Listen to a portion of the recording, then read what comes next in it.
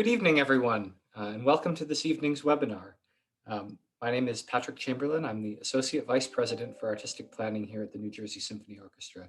Thank you so much for joining us tonight for what will be a wonderful conversation about the music of Florence Price. We're here with a couple of esteemed guests. I'm really pleased that this has been a collaboration between ONEcomposer, Cornell University initiative dedicated to amplifying the voice and the work of Florence Price. And with us tonight, we have their two leaders, Tamara Acosta and Steve Spinelli. They're on voice and choral music faculty at Cornell University, and we're so pleased to have them with us this evening. And in addition, I'm especially pleased that we have two musicians, extraordinary musicians from the New Jersey Symphony Orchestra, our concertmaster, Wyrick, and our assistant principal cellist, Baek. Welcome to all of you. Thank you so much for joining us this evening for the discussion, and especially congratulations to our musicians on what are really stunning, beautiful, powerful, emotional performances. I can't wait for everyone to experience them this evening. So let's just jump right in. I'd love to hear from Steve and Tamara about what is ONEcomposer, especially for the New Jersey Symphony Orchestra audience that may not know. What is it? What's your goal? And why Florence Price? Great. Well, thank you so much for having us. Thank you, Patrick. Thank you to the New Jersey Symphony. We are thrilled for this partnership. My name is Tamara Acosta, and I am one of the co-founders of ONEcomposer along with Steven Spinelli. And this ONEcomposer is an arts advocacy initiative, as Patrick said, and it really started as two friends with a shared interest and love for discovering new music, and also, both educators that were really recognizing growing diversity in our classrooms and wanting to offer greater representation. And sort of separately, but simultaneously, we both kind of stumbled upon some work of Florence Price, and we're having a casual conversation about it. And as we started to look a little further, I realized that she went to NEC, New England Conservatory School, where I got my master's degree, and I had never heard of her. Steve has many degrees. He had never heard of her, and it just sort of piqued our curiosity. So initially we planned a 3-day conference on the campus of Cornell that was going to be dedicated to Florence Price and combination of performance and scholarship. And then COVID hit. And Steve, I'll let you take away how we handled that. This is an old story, right? I'm talking to an arts organization and a bunch of musicians, right? So the mushroom cloud of COVID hit us, and we were initially devastated, like all sort of artists and presenting organizations and teachers. We just thought, oh gosh, this dream we had is crushed. And then we sort of woke up one day and thought, no, it's not. We are in the midst of people who are reinventing and looking for new partnerships in shorter order than we've ever seen. We've all had to reinvent our dreams for the year to do the thing that we do. So we thought big. We started with, well, who do we know and what do we want? And we emailed the Philly Orchestra. They said, sure, let's do it. We emailed Patrick. He said, why not? The Curtis Institute jumped in, and this whole kind of mechanism and platform for the celebration of underrepresented artists has emerged. Thanks so much, Steve, and thanks again for your partnership for you and Tamara. I'm wondering now, Eric and Nayoung, were either of you familiar with the works of Florence Price sort of before this initiative and some of the recent New Jersey Symphony Orchestra programming? Well, not before the New Jersey Symphony Orchestra programming, for sure. This is new music to us, I would believe, and really welcome new music in a time when we're under, not only public pressure, but our own institutional pressure to be joining as allies with and trying to represent diversity in our Western European dominated cultural space that we live in as classical musicians. This is welcome, really rich and fabulous music with a language. She has a language of her own, and it's great to have that, and grateful to you for promoting and introducing us. It's really fabulous. And Nayoung, were you familiar with any of Price's output? So when I heard, when I was offered about this chamber music concert, well, recording, I looked up and we actually recorded in February her piano concerto. And when I was playing that recording, it also sounded familiar, and I searched and I realized that we actually played in November 2018 as well. So I guess New Jersey Symphony was very progressive in that way. But I never really heard of her chamber works, and certainly the piano concerto was the first time that I've heard any of her pieces. So, and yeah, it was a great discovery, and I really appreciate that. I get to know this composer well. And I'd love to hear a little bit from Steve and Tamara for our audience that might not be familiar. I mean, there are a whole host of societal and historical reasons why audiences aren't familiar with Price's music, but also some practical reasons. And I'm wondering if you can talk us through sort of tell us why we don't know her better, and sort of what you love about her music.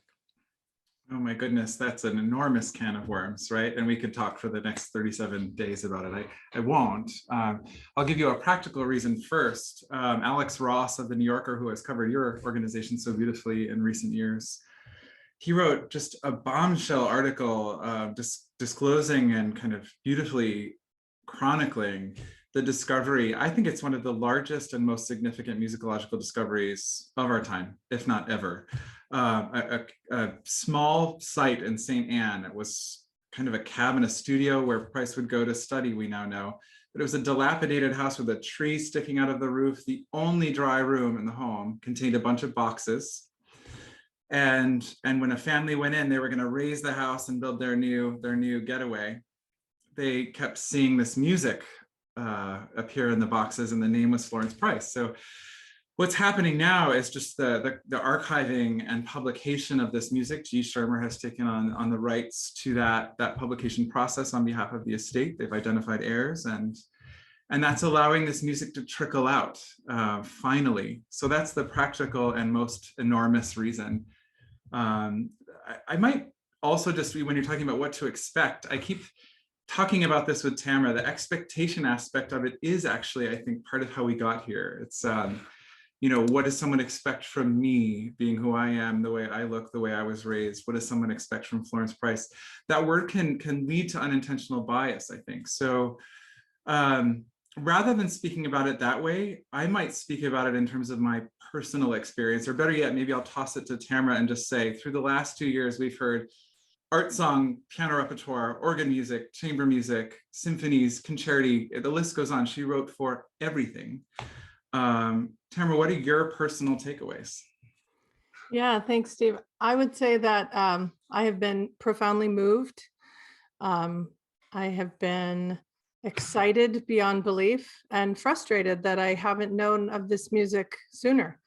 I teach classical voice, and there are so many beautiful songs that I'm now throwing at my students at a rapid pace. But yeah, it's been really overwhelming and wonderful.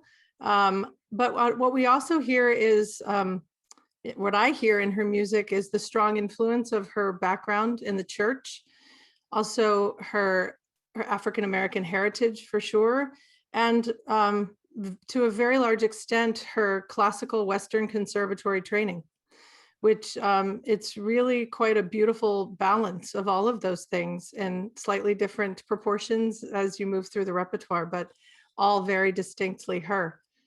And yeah, it's pretty exciting. I know you're all going to enjoy this music tonight so much.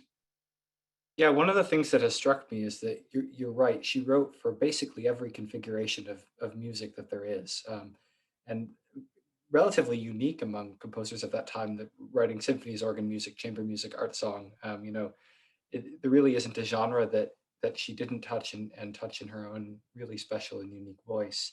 I'm curious, both from Eric and Na-Young's perspective, you know, this is music that basically doesn't have an accumulated performing tradition. You know, it has not been recorded. It has not been performed in concerts. It's not music that's on excerpt lists or taught in chamber music masterclasses at conservatories. It's just not music that any of us had encountered before. So I'm curious, are there unique challenges and also unique opportunities that come with kind of approaching a work like this that doesn't have sort of decades and centuries of history behind it in terms of performing tradition, at least? Well, it does. I mean, no, I mean, it doesn't have a particular traditional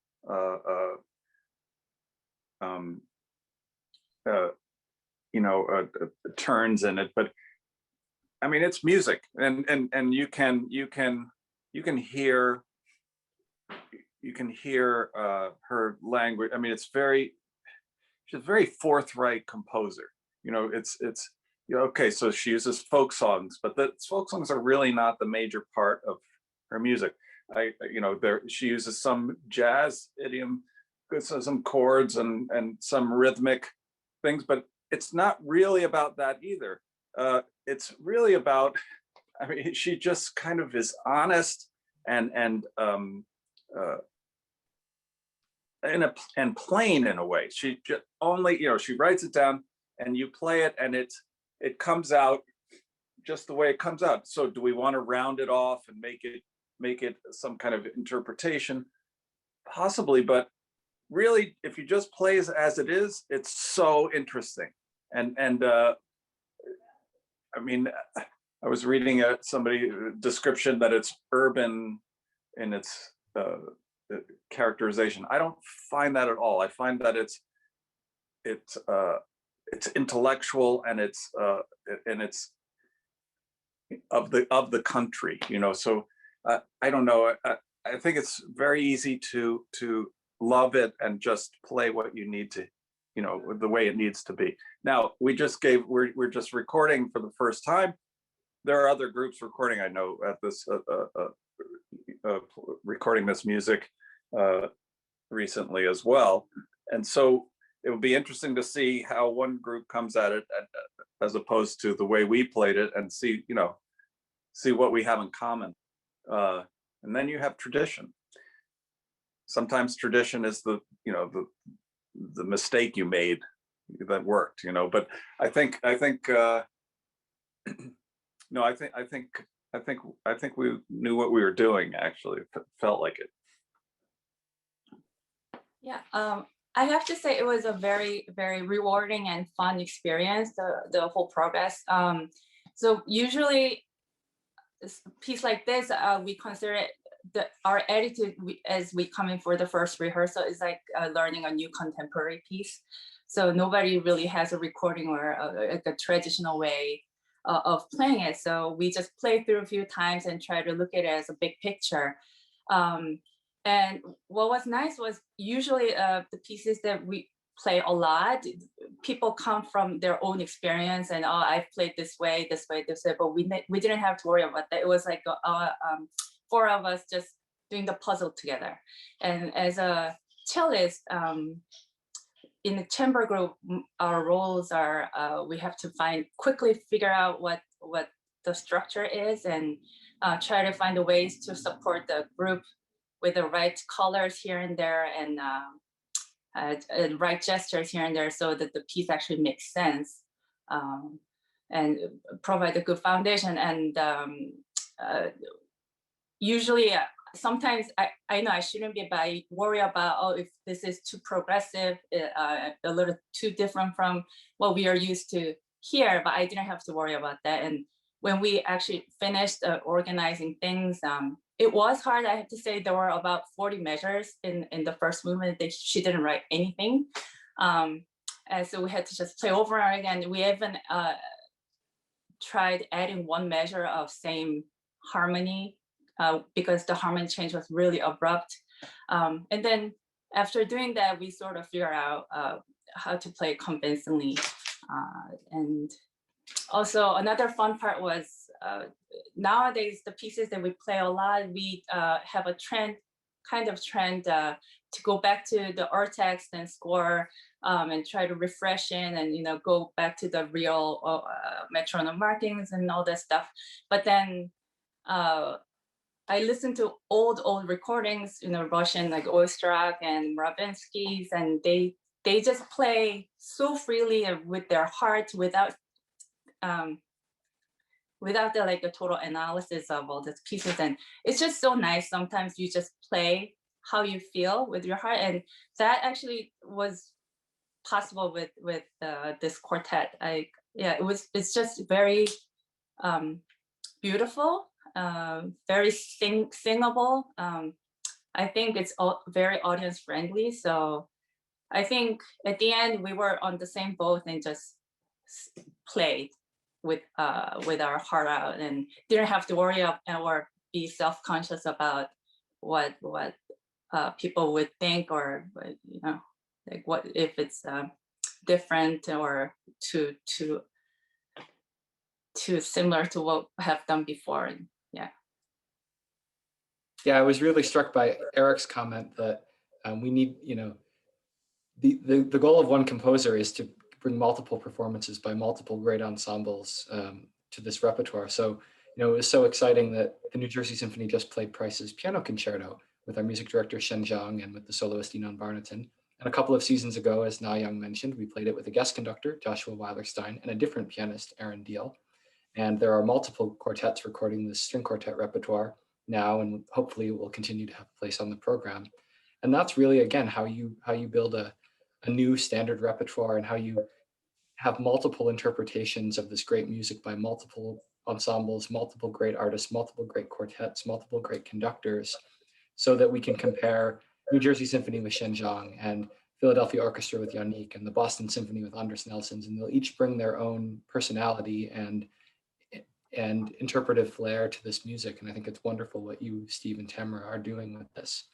I'd like to hear from Steve and Tamara about sort of a little bit about the historical context of the two works we're going to hear tonight. So the string quartet in G, and then the Five Folksongs and Counterpoint. Why did we choose these works? And what was the purpose behind selecting these particular pieces out of all of the chamber music of Price? You know, it's interesting. Early on, we had thought just at surface value to believe every date that someone hands us, right? And so we thought, oh, we'll do the earliest and the latest.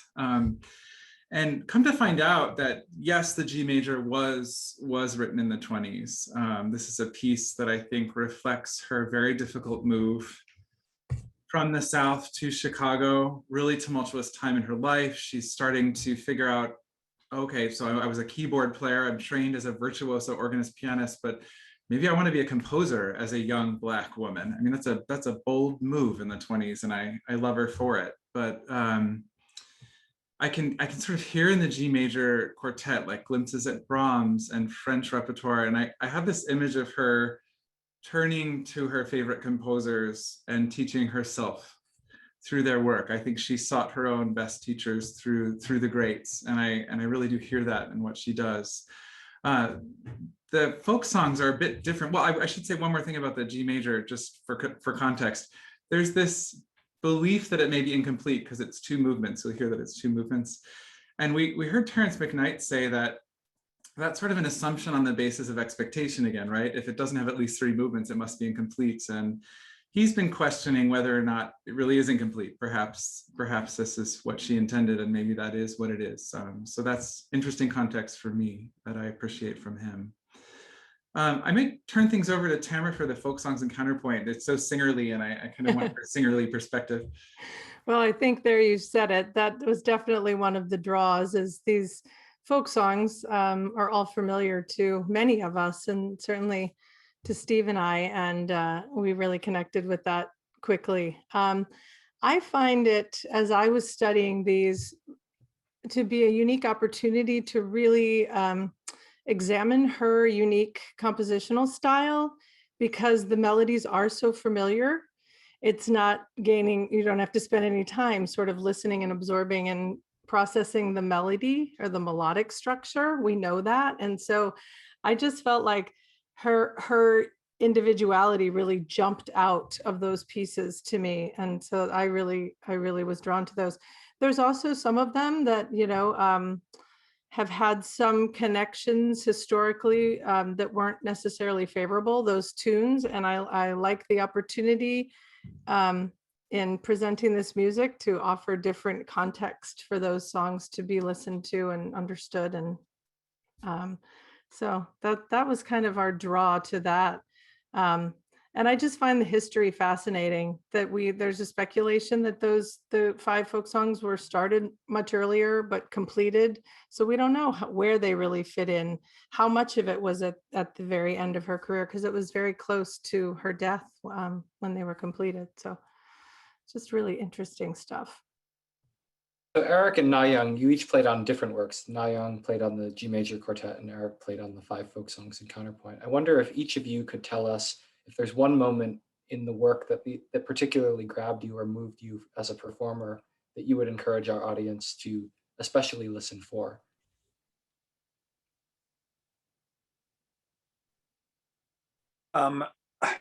Gee, I don't know. The one moment I would say that if you can, it's interesting that I mentioned already that she has her own language, and if you know the music of Charles Ives, for instance, he takes the hymns and puts his own spin on it, and she's sort of very similar to Ives in that regard. And lo and behold, they're in the same same age group throughout their career, and born and then died in similar times. It's kind of interesting to me. But I don't know. Listen for the oddness in how she approaches these folk songs. The counterpoint she uses. It's not Bach. It's not it's not Bartok.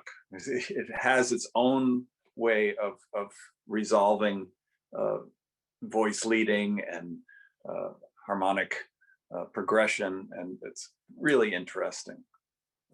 Are we listening to the whole pieces? Yeah, the whole things they'll all premiere at 8 o'clock. So after this chat ends, we'll send everybody over to YouTube, and the whole thing will play there. Well, let me just say, if I can find it, that she writes about about this piece. If I can find it, I just said, there we go. The first number one is based on Negro Spiritual, Calvary, Southern, USA. Number two, based on Clementine Ballad, which became favorite during the Reconstruction period. So she writes about these pieces. The third one is Drink Only with Thine Eye, the beautiful hymn, and very somebody's got their. I'm getting myself back on the feedback. The fourth one, several folk songs she writes, so they're not known. And the last one is Swing Low, Sweet Chariot. So everything well known and one of the most beloved of American Negro folk tunes she writes.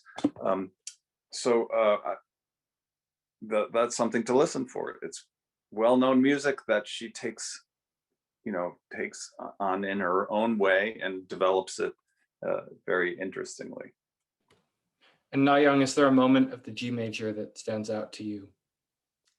So I realized later, after we recorded that the second movement was somewhat more popular than the first movement, and people have played it as an independent piece. And I was confused why that was more popular in the first movement, but I guess it's because it has about 4 different characters in one movement, and has a little like a gypsy sounding, and then blues, and it shows her humor is kind of funny here and there. It starts off really, really beautifully and then develops into that. But then the first movement also, it's just very, very beautiful. And it actually has a really great ending, almost sound like a Hollywood music. And we almost thought that we could swap those movements and finish with the first movement.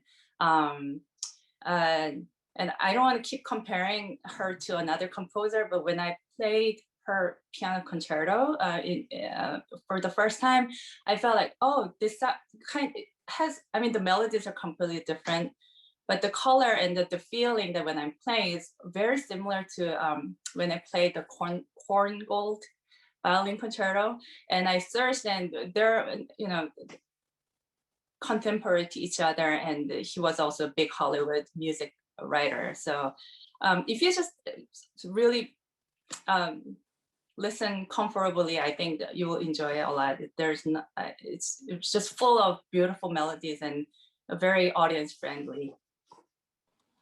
Steve and Tamara, in our remaining lightning round, I'm just curious if you could tell us a little bit about what ONEcomposer is up to next.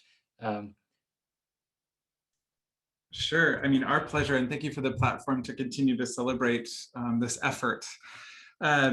We thought this would be a conference. It became a year-long thing. Now it's forever, we've decided. So we are rebranding. We're launching a new website, a new brand, and we are launching a season 2 over the summer, and we'll be celebrating Margaret Bonds, who is Florence Price's most reputed student.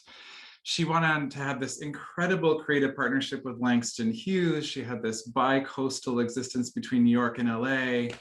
It was this sort of creative lightning rod that, again, people just don't know enough about. She has a similar story about posthumously having her orchestral music performed by the LA Phil with Zubin Mehta. None of us knew it. And it's time for her to be in the history books. So we're going to do our best to continue to amplify and celebrate her. And we're going to be facing the added live component, hopefully, fingers crossed. So we've got our work cut out for us to try to figure out how to maintain all we've learned through this past year. And I just want to reiterate how grateful we are, because so much of this project has been about building connections, building bridges. And we certainly couldn't do this alone. It takes partnerships and people willing to jump in there. And we're really grateful to everybody at the New Jersey Symphony. So thank you so, so much. With obvious acknowledgement that NJSO was there so early in this conversation. Absolutely. And that's part of the partnership. Congratulations to all of you and to Patrick.